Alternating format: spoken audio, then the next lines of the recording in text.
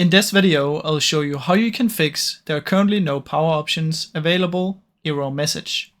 First thing you want to do is you want to open up the register editor. In here, you want to find this exact folder right here, and I'll show you how to find it.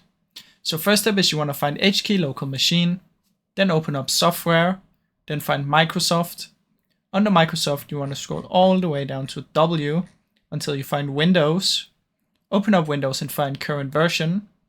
Under current version, what you want to do is you want to scroll down until you find policies. And under policies, you want to click on explore. Now in here, you should have something called no close. But if you don't have a no close in here, you want to right click new dword and type in no close with capital N and capital C. Once you've done this, double click on it and make sure value data is 0. Now once you've done this, you want to search for CMD, right click and run as an administrator. In here, you want to type this command right here, which is task kill space /im space explore.exe space /f. Now I cannot type this in because it's going to make my screen go black and it's going to ruin the recording.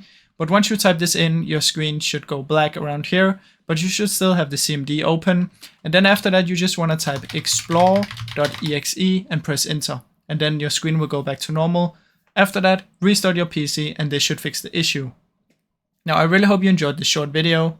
If you did, please leave a like and subscribe, as that helps me out a ton. Thank you so much for watching.